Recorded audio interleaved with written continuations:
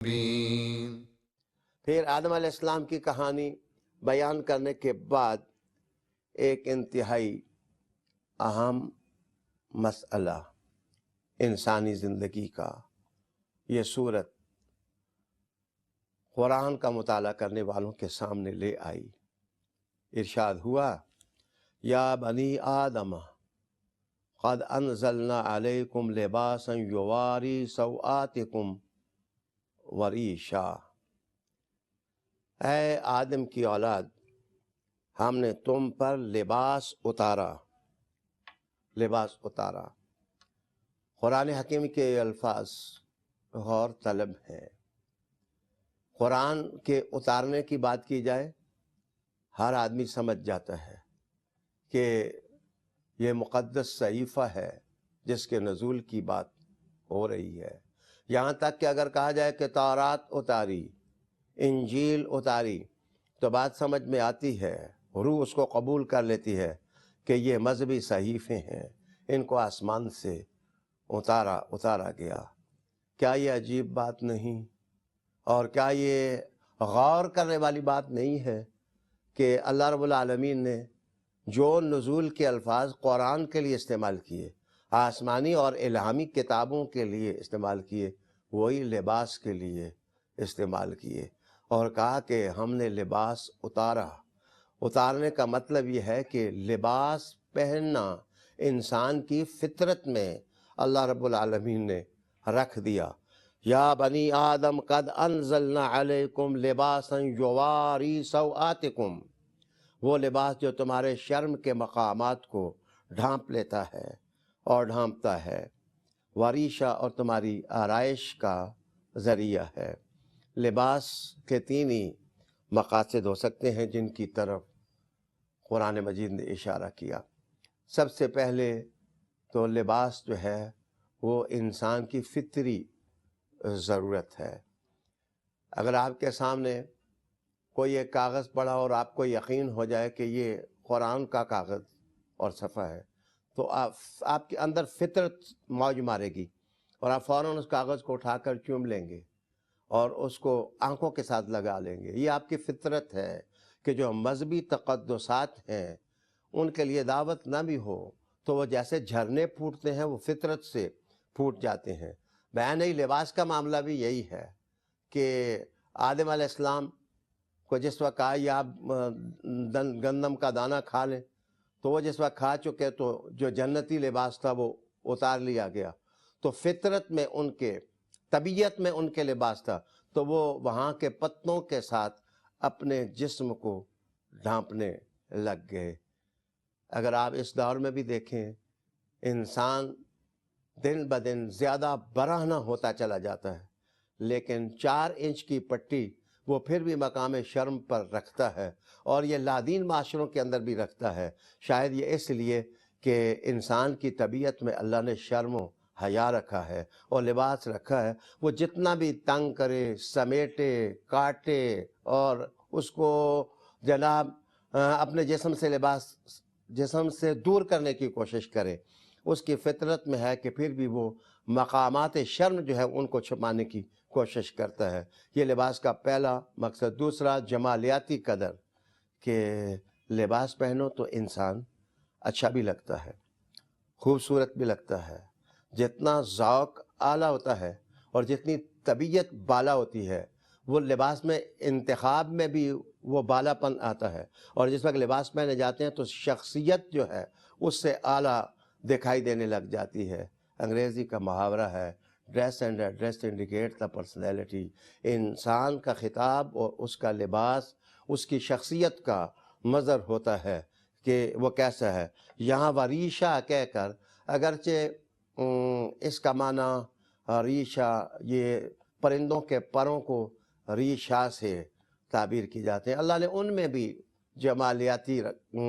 اسلوب رکھا کہ مور ہے، اس کے پر دیکھ لیں، اور فاختاؤں کے پر دیکھ لیں، تیتروں بٹیروں کے پر دیکھ لیں، ان میں معصومیت بھی ہے، اس میں جاذبیت بھی ہے۔ گویا لباس جاذبیت اور حسن اور جمالیاتی قدروں کا بھی آئینہ دار دکھائی دیتا ہے۔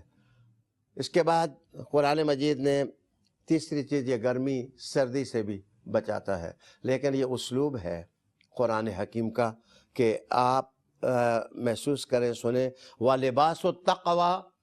ذَلِكَ خَيْرٌ، لباس کا ذکر کیا تو کہا جو تقوی ہے، کیریکٹر کا جو لباس ہے وہ اس سے بھی زیادہ خوبصورت ہے۔ گویا جو آدمی اپنی عصمت کو بچاتا ہے تو فطرت اس کے چہرے پر غازہ معصومیت کا ملتی ہے، وہ ایک الگ ہی انوکھی سی چیز ہے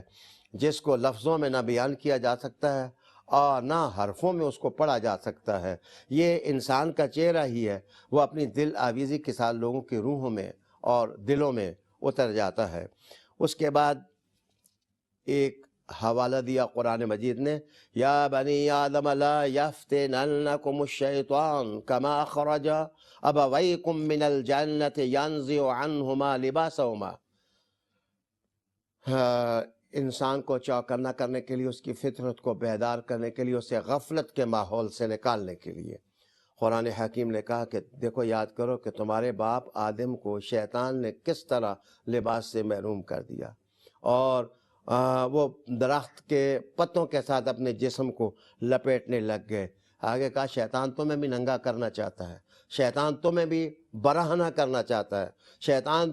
تم سے تمہارے حسن اور معصومیت کا جو اسلوب ہے وہ تم سے چھیننا چاہتا ہے۔ اور پھر آگے کہا کہ اس بات کو سمجھو کہ تم اس کو نہیں دیکھ سکتے، لیکن وہ وہاں سے تمہیں دیکھتا ہے جہاں تم نہیں دیکھ سکتے۔ گویا وہ پورے لاؤ لشکر کے ساتھ اور پوری قوت کے ساتھ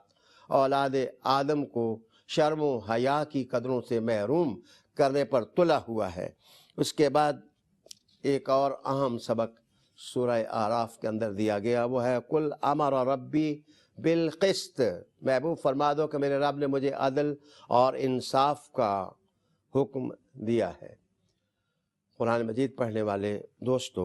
یہ دور جس دور میں یہ صورتیں نازل ہوئیں، مائدہ اور سورہ اعراف اور سورہ انعام، یہ تین صورتیں جس دور میں داخل ہوئیں، اگرچہ اس میں نظام الاسلام کی دعوت نہیں تھی، رسول پاک صلی اللہ علیہ وآلہ وسلم ایک ہی قسم کا مضمون مختلف اسالیب سے اپنی زبان سے ارشاد فرما رہے تھے، اور اس کا جو سینٹرل پوائنٹ تھا اور نیوکلیس تھا وہ یہ تھا، قولوا لا الہ الا اللہ، کہہ دو اللہ کے سوا کوئی معبود نہیں، تمہیں فلاح مل جائے گی، تم کامیاب ہو جاؤ گے۔ یہ وہ بات تھی جس کو ہر تعلیم کا حصہ بنایا جا رہا تھا، اور اس کا نور ہر آیت میں اس دور میں جتنی صورتیں نازل ہوئیں محسوس کیا جا سکتا ہے۔ یہاں عدل کی بات کی گئی اور انصاف کی بات کی گئی۔ ریاستوں کی تاریخ میں، قوموں کی تاریخ میں، ملتوں کی تاریخ میں عدل اور انصاف کی جو قیمت ہے وہ ہر دانا شخص جانتا ہے کہ وہ قومیں جو عدل سے اور عدالت سے محروم ہو جاتی ہیں، انصاف اور مساوات کی قدروں سے محروم ہو جاتی ہیں، وہ زیادہ دیر تک سروائیو نہیں کر سکتی ہیں۔ پھر اس کے بعد خصوصاً نمازوں کے اندر جو ہے وہ زینت کرنا، اچھے لباس کے ساتھ اللہ کے سامنے پیش ہونا، اس کی اہمیت بیان کی گئی، اور تقوی اور اصلاح کی خصوصی دعوت قاری قرآن کو دی گئی۔ جناب، اگر ایک انسان چھوٹی سی تبدیلی اپنے اندر لے آئے اس صورت کے مضامین سننے کے بعد کہ آج کے بعد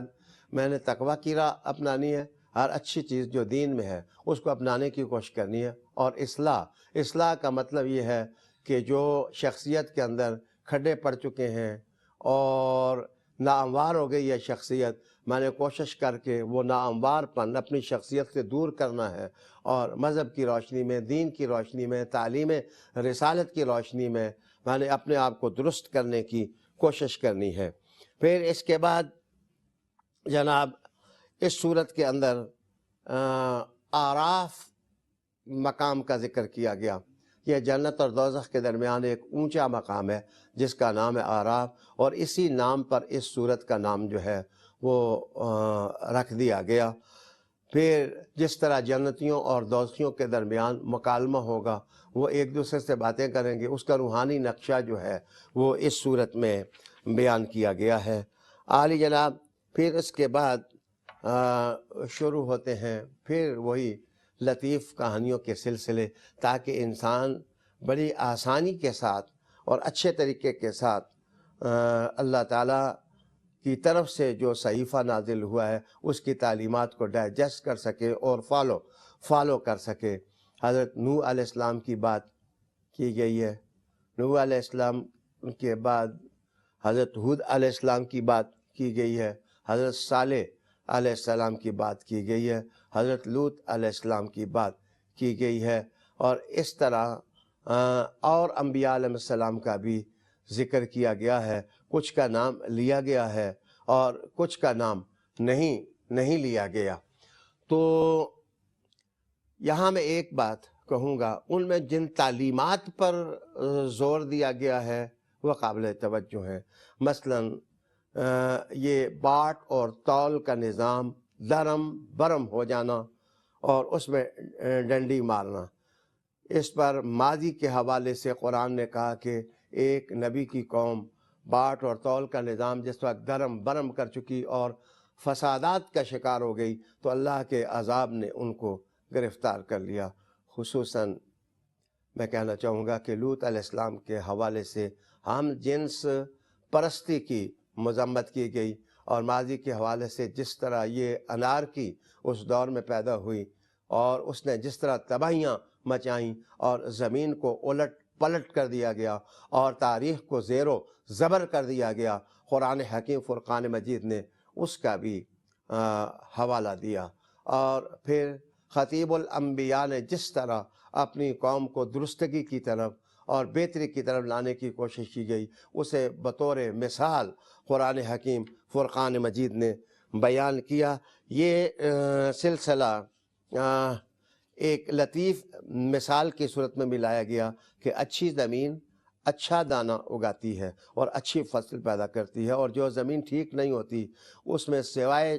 جھاڑ کے اور کوئی چیز پیدا نہیں ہوتی۔ شاید اس سے اشارہ اس طرف ہو کہ رحمت للعالمین آقا صلی اللہ علیہ وسلم سے جو لوگ وابستہ ہوتے ہیں انہیں اعمال کی اچھی زمینیں اللہ تعالیٰ نصیب کر دیتا ہے۔ جیسے وہ زمینیں اچھی ہوتی ہیں ایسے ہی بیج بھی رحمت عالم صلی اللہ علیہ وسلم کی باتوں کا، اصولوں کا، فروعات کا، کتاب کا اور کتاب حیات کا، وہ بھی اتنا عمدہ ہوتا ہے کہ جس وقت وہ پیدا ہوتا ہے شخصیات مزین ہوتی ہیں اور آراستہ ہوتی ہیں، دل پرسکون ہوتے ہیں اور روحیں آسودہ ہو جاتی ہیں۔ یہ تعلیمات قرآن کا اثر انسانی زندگی پر ہوتا ہے۔ اس کے ساتھ ہی میں یہ بھی عرض کروں گا کہ دور حاضر میں بھی شاید ہم اس سے استفادہ کر سکیں کہ پتھروں کو، چٹانوں کو کھرچ کر کے تعمیرات پر غیر ضروری زور دینا اور پورا قومی سرمایہ جو ہے وہ عمارات پر لگا دینا، سیمٹ ریت کی نظر کر دینا، دانا قومیں ان چیزوں کے نقصانات بھی سمجھتی ہیں اور اچھی زندگی کا راز تعلیم اور علم کو قرار دیتی ہیں، شخصیت اور حسن شخصیت کو قرار دیتی ہیں، اعتقادات اور اخروی زندگی کی اہمیت اور فضیلت کو وہ جانتی ہیں۔ یہ ساری باتیں یہاں اس پارہ میں بیان ہوئیں۔ خصوصاً ایک اونٹنی کو نشانی بنا کر کے ذکر قرآن حکیم نے کیا کہ اس کی کونچیں جس وقت کاٹ ڈالی تو اس قوم پر عذاب آ گیا۔ میرے آخری الفاظ آپ کے نام یہ ہوں گے کہ جس وقت اللہ تعالیٰ کسی قوم کو آزماتا ہے تو موسیٰ علیہ السلام کا ڈنڈا، صالح علیہ السلام کی اونٹنی اور موسیٰ علیہ السلام کا ہاتھ اور یہ موسیٰ علیہ السلام کا عصا، اور یہ بظاہر چھوٹی چھوٹی چیزیں یہ نظر آتی ہیں لیکن قوموں کے لیے آزمائش بن جاتی ہیں اور معلم بھی بن جاتی ہیں۔ اصل بات یہ ہے کہ اہل اللہ کا دامن پکڑنا اور یقین پیدا کر لینا کہ ان کا رابطہ اللہ کے ساتھ ہے، تو پھر عشق سے ان کو فالو کرنا اور عقل سے اس کا پرچار کرنا، یہ قرآن حکیم کا تقاضا ہے۔ اللہ تعالی ہمیں 8ویں پارے کے جو احکام ہیں ان پر عمل کرنے کی توفیق عطا فرمائے۔ وآخر دعوانا ان الحمد للہ رب العالمین۔